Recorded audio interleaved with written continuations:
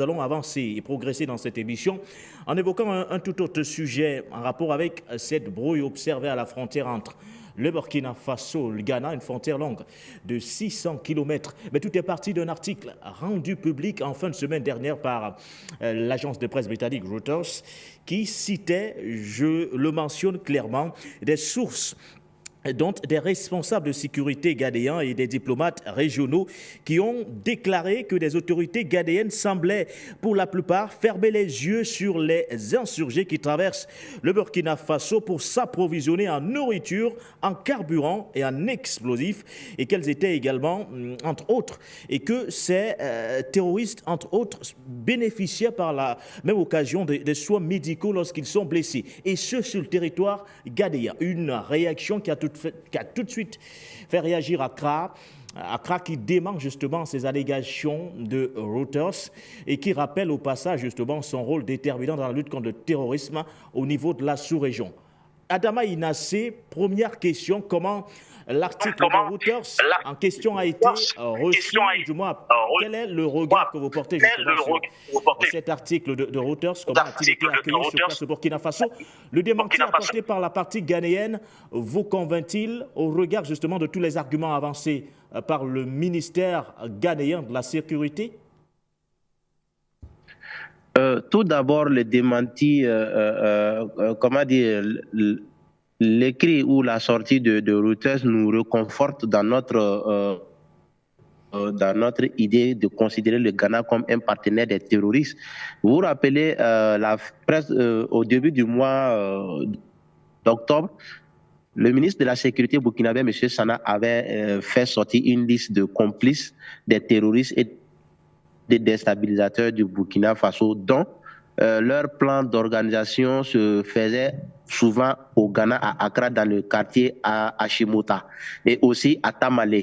Ça, c'est ce que le ministre même de la Sécurité déclare. Mais souvenez-vous également que lors d'une visite du président Nana Akufo-Addo au Nigeria, il avait accusé d'avoir ouvert une base de Wagner à la frontière du Ghana pour pouvoir bénéficier d'un financement. Et sans oublier également, mois d'août, sur des informations sûres, on avait appris que le groupe otanien devait venir tenir une rencontre au Ghana pour soutenir la lutte en Ukraine, tout en sachant que les Ukrainiens eux-mêmes, un ambassadeur ukrainien au Sénégal avait affirmé clairement qu'ils ont participé à l'attaque de Tinzaouaten au Mali. Donc, toutes ces informations regroupées nous reconfortent que le Ghana est naturellement l'un des pays, comme la Côte d'Ivoire, à participer à la déstabilisation du Burkina Faso. Donc, nous nous rappelons que le 25 août, on était passé pour faire la sensibilisation dans une ville frontalière du Ghana, qu'on appelle la ville de Gawa, dont la population est constamment en contact avec la population ghanéenne. On les a sensibilisés sur l'implication du Ghana, on les a sensibilisés sur la nécessité que ces deux peuples ne se laissent pas aller dans des politiques farfelues, que de plutôt, en tout cas, se tenir à un peuple uni. Je pense que c'est ce qui a amené aussi certains diplomates et certains agents de sécurité du Ghana à dénoncer le silence ghanéen. Et leur démenti, nous, aujourd'hui, nous ne sommes pas satisfaits de leur démenti parce que nous sommes pertinemment conscients que des terroristes fuient. Surtout quand le BIR 15 attaque au niveau des frontières du Burkina en allant vers le Ghana et la Côte d'Ivoire, les terroristes fuient le territoire burkinabé et se rendent dans ces deux territoires-là. Et malheureusement, ces deux territoires ne refoulent pas ces terroristes pour permettre au Burkina d'éradiquer ce mal-là. Donc nous, leur démenti, franchement, nous serons satisfaits le jour où nous verrons le Ghana aussi prendre une décision ferme de chasser ces terroristes-là. Mais au contraire, nous voyons que le Ghana a accepté... Vous convaincu par le démenti de la partie ghanéenne, mais vous imaginez tout de même les implications de cette position que vous avez prise, parce que là, vous soutenez clairement que le Ghana aujourd'hui est une base arrière qui abrite des terroristes qui ont pour objectif principal la déstabilisation du pouvoir de Ouagadougou. Sans aucun doute, sans aucun doute. Et d'ailleurs, nous avons, nos autorités, nos services de sécurité ont intercepté près de 3 véhicules qui venaient du Ghana remplis de munitions pour ravitailler les terroristes. Et ces munitions ont chaque fois été dénoncées par les peuples riverains des deux frontières. Soit les peuples ghanéens dénoncent le passage des véhicules à doute où en entrant au Burkina Faso, le peuple dénonce un passage des véhicules à doute. Et le plus souvent, ça s'avère des informations sûres et que les autorités mettent la main sur ces butins de guerre-là.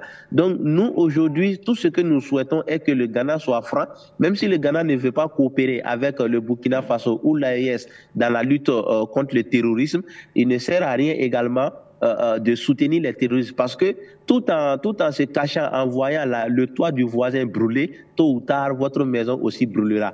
Donc, là où le Ghana pourra nous convaincre, c'est de mener une grande opération de lutte contre les terroristes et de chasser ces terroristes-là vers le Burkina et nous permettre de les traquer également.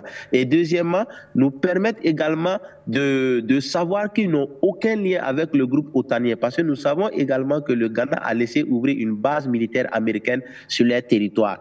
Et nous, au niveau de l'AES, nous savons pertinemment que l'OTAN est en train d'encercler l'AES pour lancer la lutte à grande intensité, comme le président Ibrahim Traoré l'a dit. Donc là où nous sommes, nous comptons sur nous-mêmes pour lutter contre les terroristes, mais nous n'admettrons pas également que les pays voisins ne nous facilitent pas la lutte.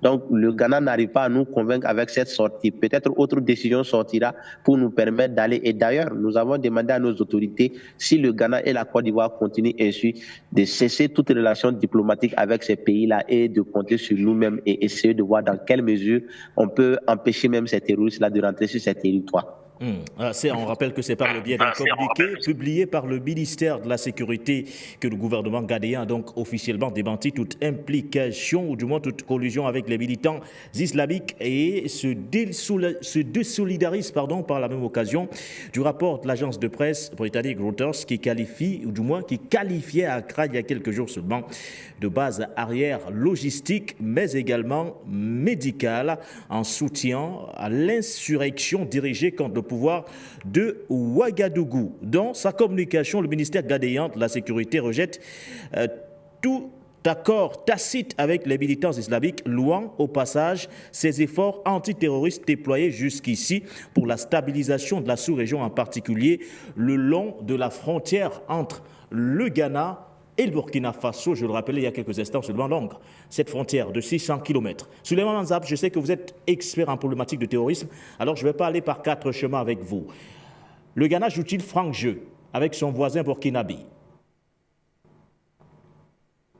Écoutez, il y a du 2 poids 2 mesures dans cette affaire-là. Du 2 poids 2 mesures en ce sens-là que, en premier lieu, le matériel militaire burkinabé passe par le port du Ghana, plus précisément le port de Tema.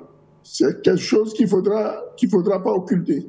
Si tel est que l'État ghanéen accepte que du matériel tel que vous le voyez là souvent exposé par le président Ibrahim Traoré, n'est-ce pas, passe par ce port-là, c'est qu'il y a quand même entre l'État burkinabé et l'État ghanéen un certain nombre d'accords qui facilitent, malgré les sanctions de la CEDEAO, ce genre de passage de matériel.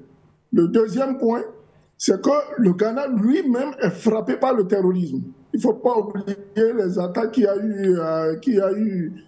eu lieu dans le nord du Ghana entre-temps et qui ont frappé simultanément le nord du Togo et celui du Bénin.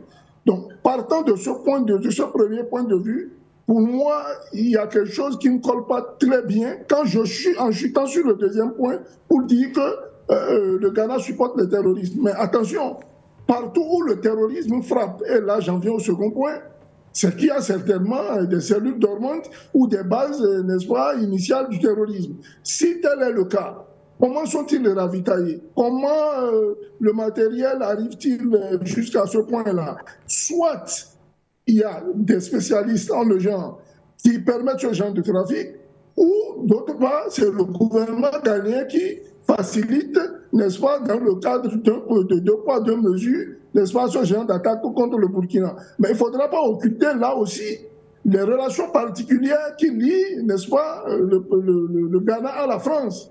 Vous savez bien que malgré les tumultes au départ de la première mandature du président, n'est-ce pas, Akufo-Addo, à la visite du président Macron au Ghana, que certaines choses ont été dites et qui frisaient, n'est-ce pas, un élan du panafricanisme. Mais très rapidement, à l'issue de sa visite en France, nous avons remarqué que le Ghana était de ces pays-là qui ont porté, n'est-ce pas, comment vous dirais-je, les sanctions de la CEDEAO, ces sanctions inhumaines, bidons, dégradables, n'est-ce pas, ces sanctions qui n'ont eu aucun effet que de tuer, n'est-ce pas, les populations nigériennes, burkinabées et maliennes. Donc, si nous devons jouer sur les 2 poids, 2 mesures, le 2 poids, 2 mesures, oui, le Ghana supporte le terrorisme parce qu'il espère, puisque notre co-débatteur vous l'a si bien expliqué, toutes les attaques qui viennent, n'est-ce pas, du côté du Burkina, devaient faire l'objet, n'est-ce pas, d'un refoulement de la partie ghanéenne. Si la partie ghanéenne ne l'accepte pas,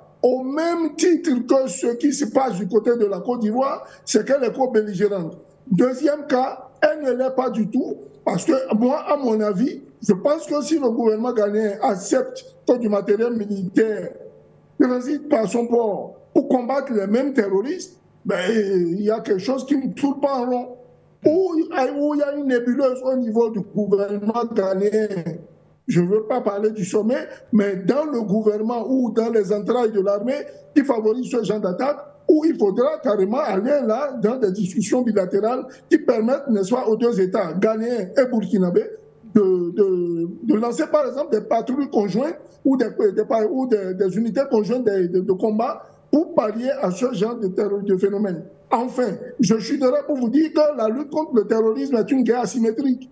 Elle n'est pas une guerre conventionnelle. Le Ghana n'est pas en guerre contre le Burkina et encore moins le Burkina contre le Ghana. Il s'agit là de groupuscules armés par qui nous connaissons à des fins de déstabilisation et par quels moyens et financés par qui, vous le savez. Donc la question reste posée. Ce que je retiens en gros, messieurs, au regard de vos interventions respectives, est que clairement vous ne semblez pas convaincus par les arguments avancés par la partie ghanéenne, précisément par le ministère ghanéen.